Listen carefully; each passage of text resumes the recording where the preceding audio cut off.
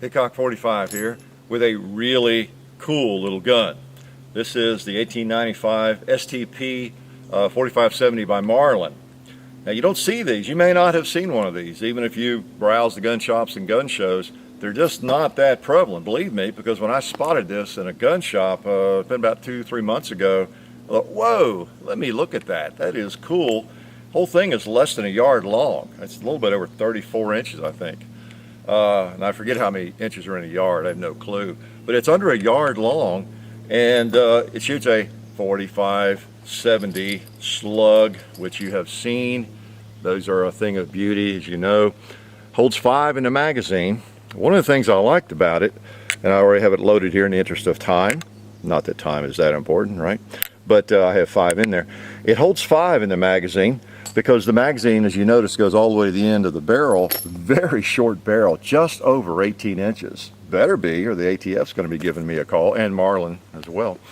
But that's one thing I liked about it. I thought it was really cool, because you know the guide guns, most of them, the magazine just stops about here and holds 4 rounds. And why? You know why? Why not have the magazine full length? That's the way I look at it. But that's me. But anyway, this thing is kind of rare. I'll do some more research. You know, I did when I bought it.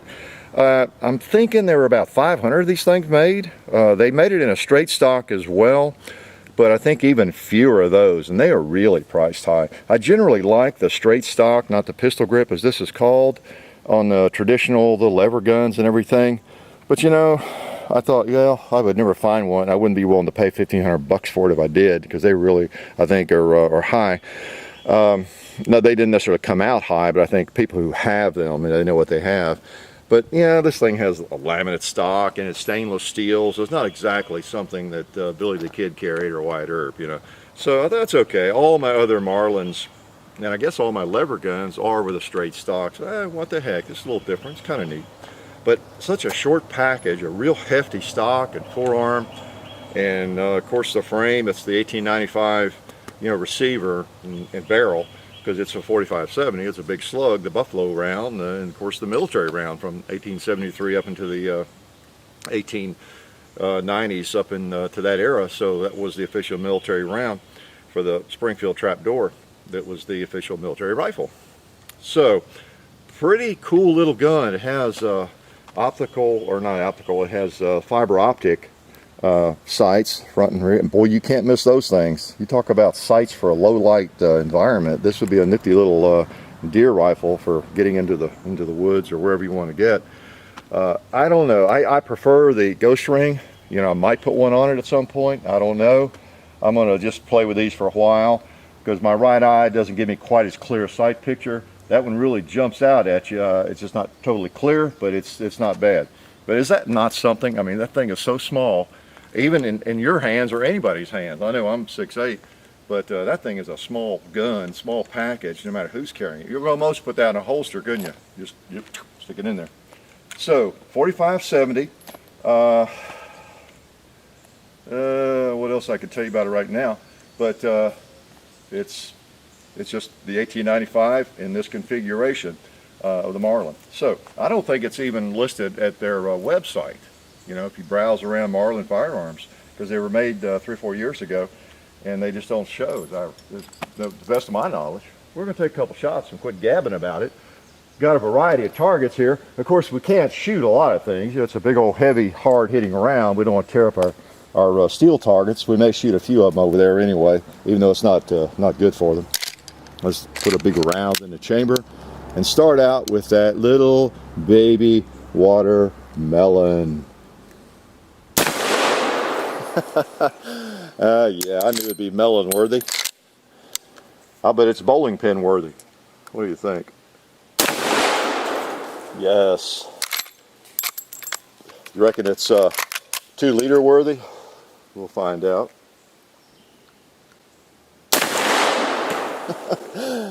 Did the job. Let's bang the gong up there. Boom. Let's go for that little red rifle plate over there. Yeah, nice. That little rifle plate is it's mainly hanging there. People have asked me that. We shoot it with everything from time to time. It's for really high-powered rifle, like 223, AK-47s, and that sort of thing. That's why the tires are stacked, because it's hardened steel, and everything is going laterally, basically. So we just want to make doubly safe that we're capturing any shrapnel over there and all that kind of thing. Let's take a couple more at it.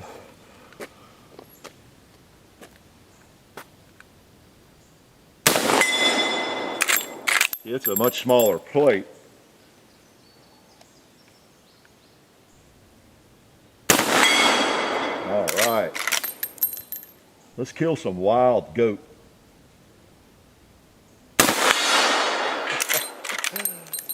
Yeah.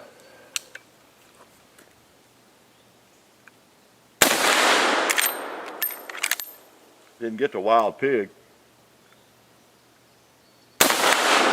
Got him that time.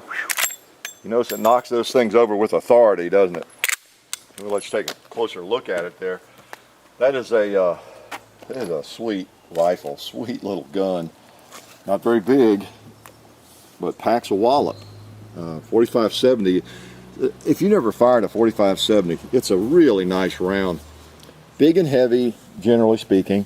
They make some 300 grain, I guess hunting or for deer or whatever that a lot of people use. Hollow points I've seen. And as I understand, a lot of people use those for deer hunting and everything. Being the traditionalist, I like to shoot the 405 grain that was, the military adopted round, and very, very common. And you use it for anything you wanted as well. Or a 500 grain even, and a 4570. But these big old rounds don't really hurt you. I know to you folks who haven't shot much maybe, or you've not shot big firearms, you probably look at these big old 4570 rounds and you might think, wow, scary stuff. I like to shoot, but I don't want any part of that. It's really not that bad. Those of you who have shot them know what I'm talking about. They're just a big old round that, let's turn it around. We're clear. We'll even pop the safety on, which I don't use much on the Marlins. Hammer I look at as a safety, but now get out of the way of the muzzle in case some gremlin magically put a round in the chamber. But they're just fun to shoot. They really are. They push you. They don't just smack you, bruise your shoulder or anything. They're just big and heavy and push you around a little bit as they go out.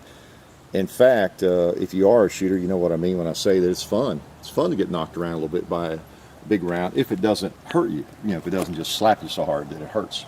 So let's put a few more of these big chunkers in here. Now this is essentially, you've seen my guide gun. We have several videos using it. This is essentially the guide gun. Yeah. The only difference is it has a straight stock, a little bit longer barrel, barrel's ported, magazine's not as long, it's blue finish, and it has different sights. I have the Ghost Ring Skinner sights on it and everything. Well, actually on that one I have the XS because I put those on a long time ago. But it has the Ghost Ring sight on it. Other than that, it's the same gun, just a bit shorter. It's amazing what a couple inches on the barrel does. Makes it look a lot shorter because it is a fair amount shorter. Well, let's see. We may shoot a few of the animals. Now I hate to beat them up with these big slugs. That turkey up there though is hardened steel, so he's fair game, literally. You know what? That's why I never use that safety. The hammer's the safety. The safety was on.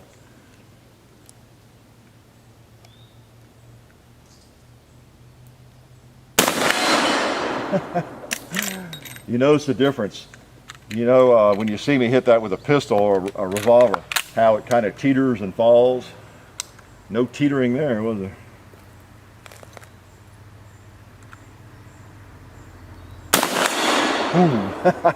Same for those big heavy pigs. Let's see, where's that turkey that's always wanting to not fall unless we set him just right? Well, he's not set just right. He's just standing there. And I'm going to put one of these on him. Yeah, show him who's boss. Such a big slug, we got two for our money.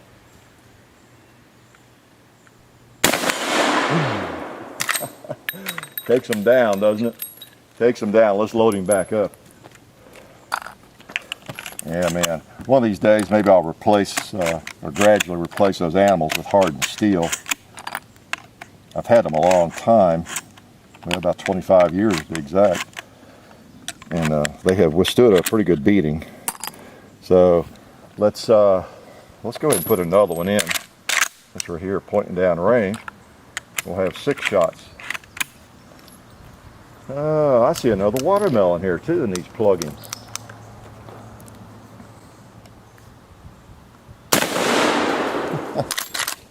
And a plate. That one was shoot worthy. It was an old torn up plate, more or less. I see another 2-liter.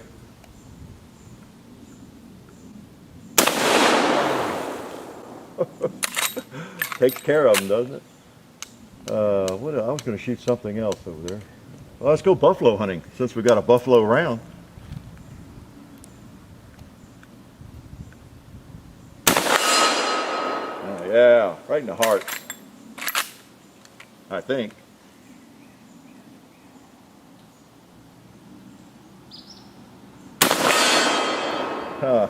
Nice. Nice. Buffalo for dinner. And Mr. Gong, put another one on you.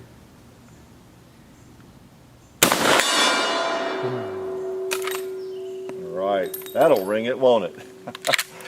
So, like I say, that's a sweetie.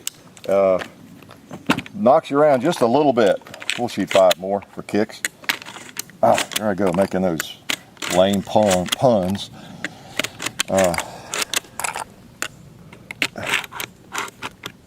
Notice that it's a rather pretty laminated stock.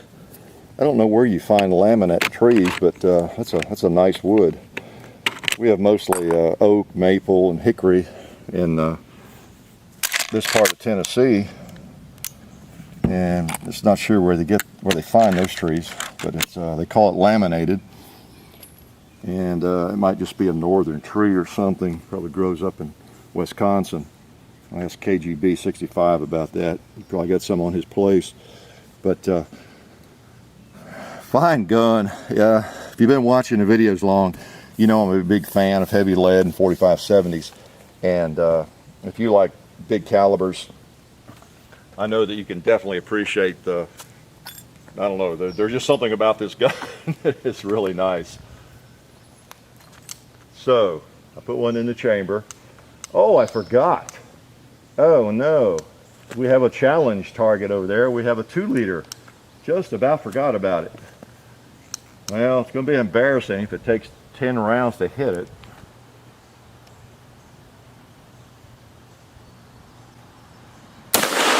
All right, thank you, 2-liter, for not moving. Well, while we're feeling cocky, let's go for the little piggy. The pet piggy. This is not going to be good for him, but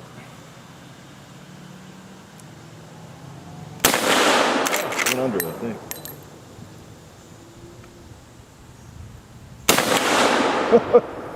Knocked him back about 3 feet, didn't he? Let's see. Well, let's go ahead and take the real pig. Take down the dad. Oh.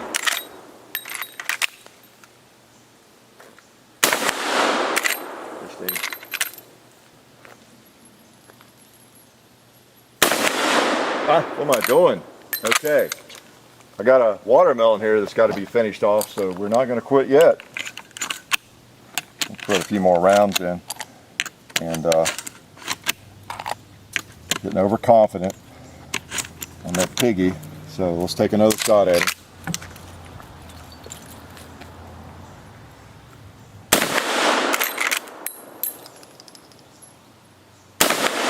Okay, it must be going low. Yeah, I was shooting under him. All right, Mr. Watermelon, I'm sorry, but you got to go. So, I might just stay out and shoot this the rest of the day. But this is a pretty cool little gun. Again, it's the 1895 STP by Marlin. Not easy to find, so don't rush out to your local gun shop and say, I'll take one of those. you might not find it. And that's one reason I went ahead and grabbed it up when I did see it.